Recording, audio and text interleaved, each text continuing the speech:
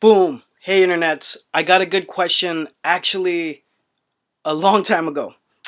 In January of 2015, uh, Faso, I think the name is the brand, Fallen Soldier, had messaged me, and I've been wanting to make a video about it. But the question is, can I get investors for my clothing line? I get this question from time to time, so I finally making a video about it. Okay. Uh, the short answer is it's very tough. It's leaning towards no, but my short answer is it's very tough. Uh, Let me explain. Uh, from the pure logistical side of things, as a businessman, um, it's very difficult. There's many times in my career where I've said I wish I was into something different, that's more scalable, of a business. I would love to be involved in like a tech business startup, something like that, something that involves internet and media. But clothing is on the other end of things where you have to touch and feel and cut and sew fabric and pieces onto everything, and it deals with sizes. So there's a lot of SKUs and there's a lot of moving parts, is what I'm saying, to a clothing line. And there's a lot of things that are traditional and you can't scale that. So generally speaking, as a business, it's very hard to optimize a lot of things because of the nature of the business.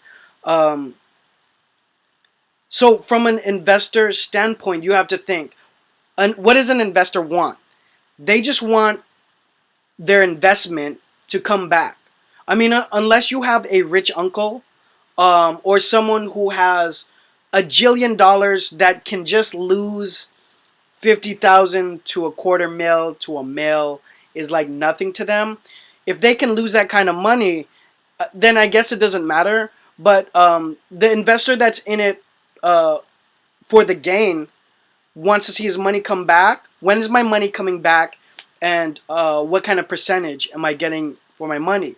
Like, why am I not putting that money in my mutual funds portfolio, or why am I not putting that money into real estate or any other kind of investment vehicle?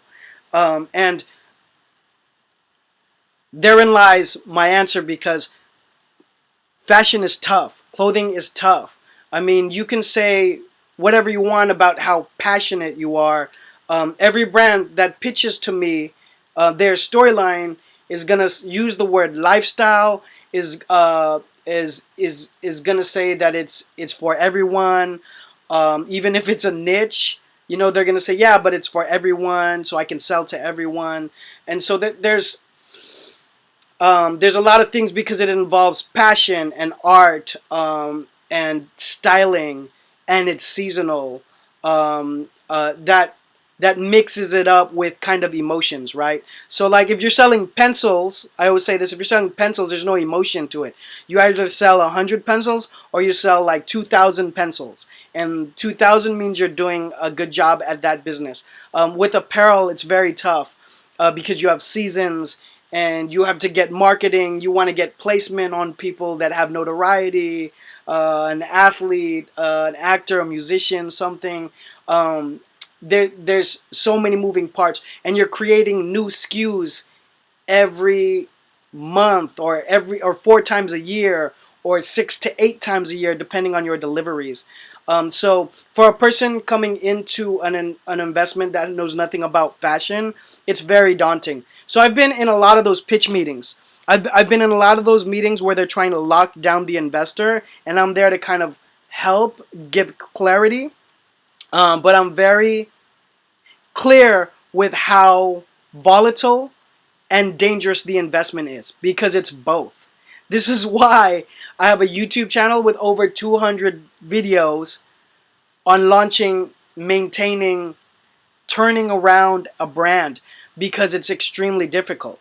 All of these YouTube videos that are like, start a clothing line with 20 bucks, is a joke. I mean, like, you have to be very dedicated to having this be a dream and a passion. If you're in apparel for money, it's the wrong vehicle. It's the wrong vehicle. You should just put your money in real estate. Yeah. So, can you get investors? Yes, it's possible.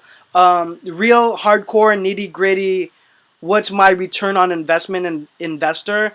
Very difficult to get for all of those aforementioned reasons. There's just so many moving parts in a clothing line. Hope that helps. Anybody have any other questions? Any things to add? Do you have an encounter with an investor or a would-be investor, someone who pulled out of an investment? That happens all the time. Drop it down below. Let's talk about it. I can make another video. Follow me on social media when you get a chance. I'll see you guys on the internets. Peace.